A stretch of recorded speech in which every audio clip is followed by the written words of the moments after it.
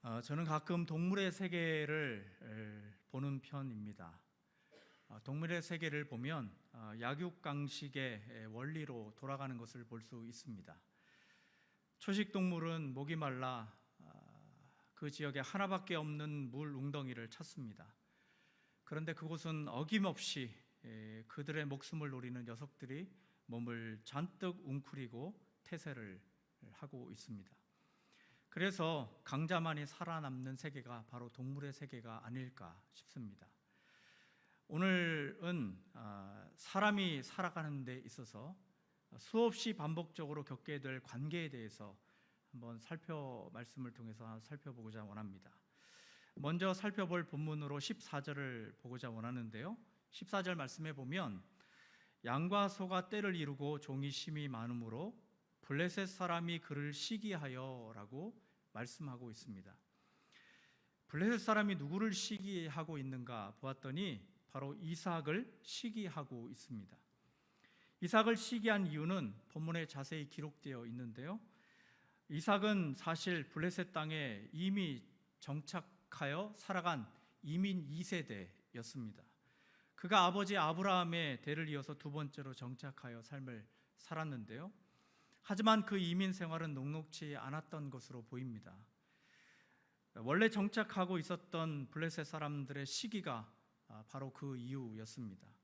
이삭은 그 땅에 정착하여 살아가는 동안 부자가 되었습니다. 어떻게 부자가 되었는가 보았더니 한 해 농사를 지었는데 100배의 수확을 거두었다라고 말씀합니다. 그런데요, 그 수확이 어떤 상황에서 얻은 것이냐 하면 1절 말씀에 보니까 흉년이 들었을 때라고 명시하고 있습니다. 그러니까 그 지역 일대가 흉년으로 땅이 다 타들어가고 물웅덩이에 물이 말라가며 알곡은 속이 비어가고 있을 그때에 자그마치 수확량이 100배나 되었다는 것입니다. 여러분, 이것이 가능한 것은 성경이 말하기를 하나님이 그에게 복을 주셨기 때문이라 라고 기록하고 있는데요. 그렇게 하나님의 은총을 입은 이삭에게 닥친 위기가 바로 그 지역 주민들의 받은 시기였다는 것이에요. 여러분, 오늘날 시기는 누구나 경험할 수 있는 사실입니다. 시기의 출발점은 비교에서 시작되는 것 같아요. 다른 사람과 나와 비교하면서 찾아드는 내적 감정이 바로 시기와 질투 아닐까 싶습니다. 우리가 이 시기를 우습게 여기면 안 됩니다. 왜냐하면 가인의 시기는 아벨 동생을 돌로 쳐 죽이는 살인까지 불렀습니다.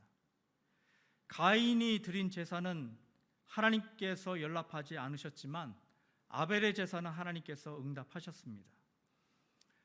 가인은 동생을 미워하고 시기하여서 동생이 자신의 눈앞에서 사라져줬으면 하는 마음을 품게 되었죠. 아무도 보지 않는 들판에서 가인은 그의 동생을 쳐 죽이고 하나님의 눈도 가릴 수 있을 것처럼 살아가는 모습을 볼 수 있다는 것이에요. 여러분, 이 시기와 질투는 예수님의 제자들도 가지고 있었던 것 같아요. 예수님께서 하나님의 나라를 이야기하실 때 모두들 자기가 한 자리 좋은 자리쯤 차지할 것 줄 알고 예수님에게 요구합니다. 나는 오른쪽, 나는 왼쪽.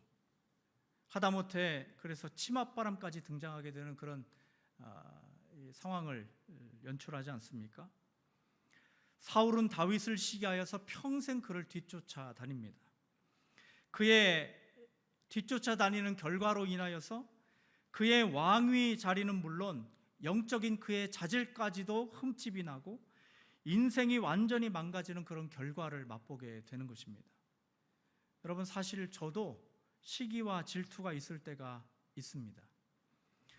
설교를 잘 하시는 분들을 보면 시기와 질투를 느끼게 되는 것 같아요. 제가 설교를 잘 못하고 말도 좀 이렇게 뜨니까요. 그런데 오늘과 같은 때는 더 그랬던 것 같아요. 왜냐하면 제가 설교를 위해서 본문을 묵상하는데 어제 저녁 늦게까지 말씀을 가지고 씨름하는데요. 이게 잘 풀리지 않으니까 정말 답답하더라고요. 그래서 막 피가 마르는 것 같이 되더라고요. 말을 잘하는 것도 아니고 공부가 많아서 또 이게 글이 잘 써지는 것도 아닌데 이렇게 말씀이 잘 안 뚫리니까 정말 답답하기 이를 데 없었습니다. 오늘 이삭을 보면요, 특별한 내용이 별로 없는 것 같아요. 그래서 특별한 어떤 사건이나 주는 메시지가 분명하면 그냥 탁탁 잡힐 텐데 그의 인생 자체가 참 밋밋한 인생으로 보여지는 거예요. 그래서 오늘 본문을 잘못 잡은 거 아니야? 별의별 생각을 하면서 이렇게 잠도 제대로 못 자겠더라고요. 기도가 절로 나왔습니다.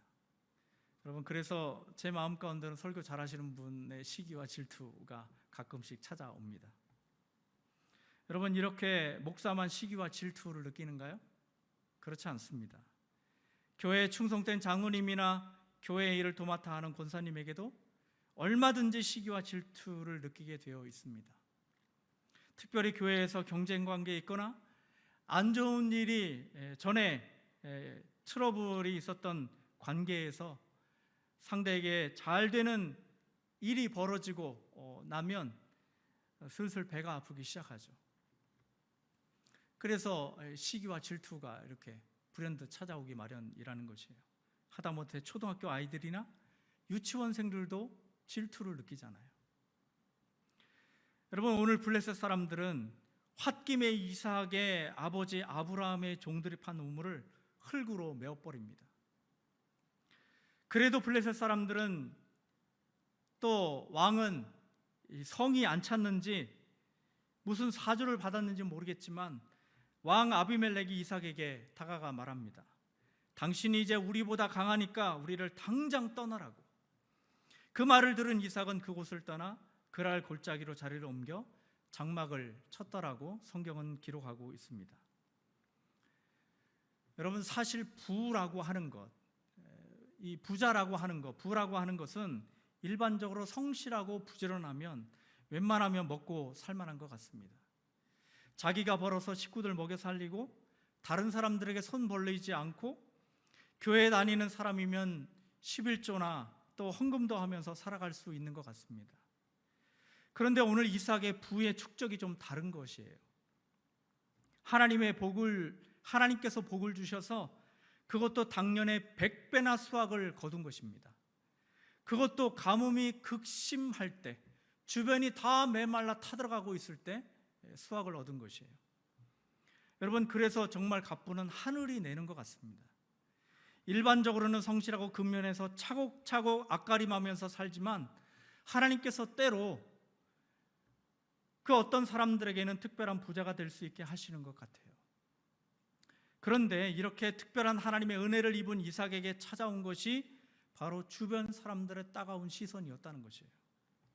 여러분, 이 시기는 세상적인 관점에서 발견되는 감정인 것 같습니다.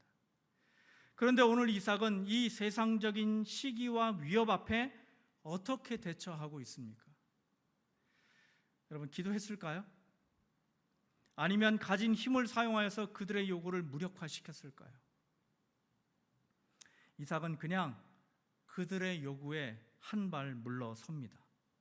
아비멜렉의 요구를 받은 이삭은 그랄 평원에 장막을 치고 거기에 텐트를 치고 살아가게 됩니다. 그러면 당장 필요한 것이 물이잖아요.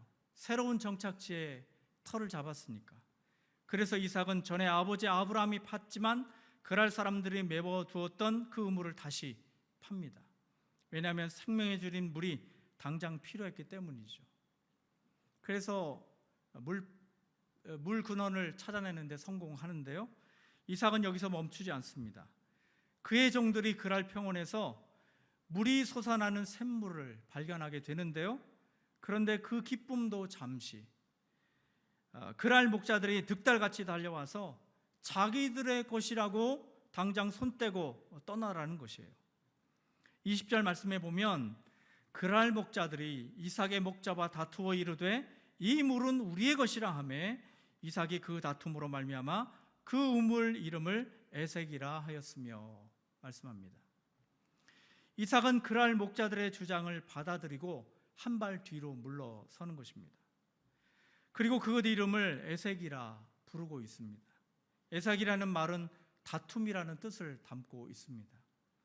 그런데 어느 날 이삭의 종들이 자리를 옮겨 또 다른 우물을 파기 시작했는데요. 그런데 신기하게 이삭의 종들은 사막에서 우물 찾는 전문가들인지는 모르겠지만 파는 족족 샘물이 터지는 것이에요. 그런데 그날도 또 여지없이 그랄 목자들이 시비를 걸어오게 된 것입니다. 자기들의 것이라 손떼라는 것이죠. 여러분, 남의 밭에서 일하는 일꾼이 밭을 일구다가 그 밭에서 보물상자를 발견하면 여러분 누구의 것인가요? 밭을 일군 사람의 것인가요? 아니면 주인의 것인가요?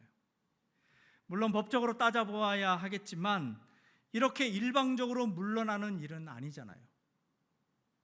어느 정도 소유권을 요구해도 될 만한 그런 사안인 것 같은데요. 그리고 이삭도 이쯤 되면 양보하는 것이 한계에 다다를 법도 한데 이삭과 그의 목자들은 한 발 더 물러섭니다. 그리고는 그곳 이름을 신나라 부릅니다. 그 뜻은 적대라는 그런 뜻을 담고 있습니다. 오늘 이삭은 일관된 모습을 보이고 있다는 것이에요. 시기와 겁박 그리고 다툼까지 벌어지는 상황에서 한 발 물러서는 것을 선택하게 됩니다. 여러분, 이 이삭의 모습을 통하여서 우리가 얻을 수 있는 것이 무엇일까요? 서울의 한 모 교회 목사님이 설교 시간을 통해서 그 시기를 극복하는 방법이라는 주제의 말씀을 하셨는데요. 그 내용의 핵심은 기도하라 였습니다. 기도가 시기를 극복하는 아주 핵심적인 내용이라 말씀하는 것이죠. 그 시기가 일어나는 그를 위하여 그 시기가 사라질 때까지 그를 붙들고 기도하고 축복하라는 것이었습니다. 물론 제가 생각할 때 그 기도가 답입니다. 왜냐하면 성경이 그렇게 말하고 있기 때문입니다. 그런데 여러분, 미운 사람을 위해서 기도하는 것이 어디 쉬운 일인가요? 여러분, 미운 사람을 위해서 기도하는 것은 저도 쉽지 않더라고요. 저보다 잘 되는 사람을 위해서 기도하는 일은 쉬운 일이 아닙니다. 목사가 앉으면 기도가 술술술 나오고, 용서 못할 사람도 기도하면 용서가 제깍되고, 시기심에 가득 찼던 것들도 단박에 종이 조각 태우듯이 단박에 사라지는 것이 아니라는 것이에요. 더군다나 라이벌이라고 느끼는 사람이, 어찌 보면 나보다 못한 사람이 잘 되는 꼴을 보면 기도가 절로 나오지 않고 시기심이 더 끌어오르는 것이 바로 우리의 모습이라는 것입니다. 다른 기도줄도 막히는 경우도 봅니다. 여러분, 그런데요, 다행인 것은 오늘 이삭도 이 시기심 앞에 기도했다는 내용이 나오지 않아요. 오직 이삭이 취한 행동은 일관된다는 것이에요. 그냥 물러서는 것입니다. 그렇다고 이삭이 힘이 없었느냐? 그렇지도 않았던 것 같아요.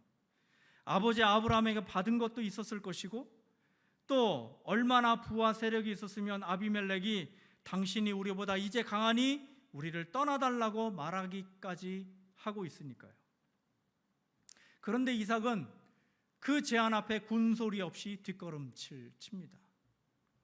여러분, 왜 이삭은 그에게 닥친 관계의 어려움을 이렇게 풀어 나가고 있을까요? 그가 천성을 타고 나서일까요? 아니면 특별한 하나님의 은총에 눈을 떠서 그랬을까요? 도대체 이삭은 왜 모든 손해를 감수하고 물러날 줄 아는 넉넉한 아량의 소유자가 되었을까요? 하도 궁금해서 제가 이삭에게 가서 신방하면서 물어봤습니다. 그랬더니 대답은 하지 않고 한 걸음 뒤로 물러서더라고요. 저는 오늘 이와 관련하여 아브라함과 이삭의 가정에서 어떤 일이 벌어졌을까 궁금했습니다. 아브라함과 이삭은 사건적으로 볼 때 참 닮은 꼴이 많은 부자였습니다. 먼저는 아브라함과 이삭은 흉년을 같이 겪은 사람들이었습니다. 1절 말씀에 보면 아브라함 때 첫 흉년이 들었더니 그 땅에 또 흉년이 들매 이삭이 그랄로 가서 블레셋 왕 아비멜렉에게 이르렀더니 라고 말씀합니다. 또 아브라함과 이삭은 아내를 빼앗길 뻔한 사건이 닮았습니다. 7절 말씀에 보면 그곳 사람들이 그의 아내에 대하여 물으매 그가 말하기를 그는 내 누이라 하였으니 리브가는 보기에 아리따움으로 그곳 사람들이 리브가로 말미암아 그를 죽일까 하여 그는 내 아내라 하기를 두려워함이었더라 말씀합니다. 아브라함과 이삭은 부자지간에 부끄러운 과거가 닮아 있습니다. 아내들이 이뻤던 것 같아요. 그리고 마지막으로 닮은 것이 있다면 우물을 빼앗긴 사건입니다. 15절 말씀에 보면 그 아버지 아브라함 때 그 아버지의 종들이 판 모든 우물을 막고 흙으로 메웠더라 하고 말씀하고 있는 것입니다. 실은 창세기 21장에 그의 아버지 아브라함이 파놓은 우물을 아비멜렉의 종들이 빼앗았던 적이 있습니다. 그래서 아브라함은 아비멜렉과 단판을 짓는데요, 당시 블레셋 왕과 군대 장관이 아브라함과 맹약을 하기에 이르릅니다. 그래서 아브라함의 소유라는 인정을 그 단판에서 받아내기에 이르르는데요, 그래서 그곳 이름을 아브라함이 부엘세바라 이름을 짓습니다. 그런데 블레셋 사람들은 그 언약을 깨고 오늘 이삭 시대의 도래에서 우물을 메웠다는 것이에요. 기가 막힐 노릇 아닙니까? 요셉을 알지 못하는 왕이 나타나서 이스라엘 백성을 함부로 대함과 같은 사건이 벌어지게 된 것이에요. 한마디로 이야기하면 계약 위반이죠. 그런데 이삭에게 오늘 제 눈에 들어온 하나의 말씀이 있습니다. 2절과 4절 말씀에 보면 이렇게 기록하고 있습니다. 여호와께서 이삭에게 나타나 이르시되 애굽으로 내려가지 말고 내가 내게 지시하는 땅에 거주하라. 이 땅에 거류하면 내가 너와 함께 있어 내게 복을 주고 내가 이 모든 땅을 너와 내 자손에게 주리라. 내가 내 아버지 아브라함에게 맹세한 것을 이루어 내 자손을 하늘의 별과 같이 번성하게 하며 이 모든 땅을 내 자손에게 주리니 내 자손으로 말미암아 천하 만민이 복을 받으리라 말씀합니다. 이삭이 하나님 앞에 보인 것은 애굽으로 내려가지 않고 하나님의 말씀이신 땅에 거주하라는 것입니다. 하나님의 말씀하신 그 땅에 거주하라는 것이에요. 흉년이 엄습해 오고 아내를 빼앗길 위협도 있었고 삶의 터전이라 할 수 있는 우물을 빼앗겨도 그 자리를 뜨지 말라는 것이었어요. 여러분, 오늘 이 말씀이 무엇을 의미할까요? 경제적인 어려움, 가정의 어려움, 생업의 어려움, 그리고 수많은 시기가 있더라도 애굽으로 내려가지 말고 언약에 거하라는 의미 아닐까요? 하나님은 이삭에게 애굽의 방식을 따르지 말고 오직 주의 말씀과 인도하심을 따라 살 것을 말씀하고 계시는 것입니다. 고린도전서 13장 4절 말씀에 보면 사랑은 오래 참고 온유하며 시기하지 아니한다 말씀하고 있습니다. 여러분, 사랑의 힘은 어디에서 발휘됩니까? 사랑의 힘은 어디에서 발휘되나요? 오래 참고 온유한 태도를 가질 때 드러난다 말씀하고 있습니다. 여러분, 오래 참고 온유한 사람은 어떤 면에 있어서는 연약한 사람의 대명사처럼 보일 수 있습니다. 오늘 이삭이 그렇죠. 가는 데마다 우물을 양보하고 갈등의 현장에서 한 발 물러서고 있으니까요. 그런데요, 이 모습이 바로 예수님의 모습이었다는 것이에요. 바로 십자가의 모습이 그러했다는 것입니다. 예수님은 온유함을 앞세워 십자가를 지셨습니다. 이사야 53장 7절에서 9절 말씀에 보면 그가 곤욕을 당하여 괴로울 때에도 그의 입을 열지 아니하였으며 마치 도수장으로 끌려가는 어린 양과 털 깎는 자 앞에서 잠잠한 양같이 그의 입을 열지 아니하였도다. 그는 곤욕과 신문을 당하고 끌려갔으나 그 세대 중에 누가 생각하기를 그가 살아있는 자들의 땅에서 끊어짐은 마땅히 형벌받을 내 백성의 허물 때문이라 하였으리요. 그는 강포를 행하지 아니하였고 그의 입에서 거짓이 없었으나 그의 무덤이 악인들과 함께 있었으며 그가 죽은 후에 부자와 함께 있었도다 말씀합니다. 여러분, 예수님이 십자가 지실 때 온유함 때문에 가능했습니다.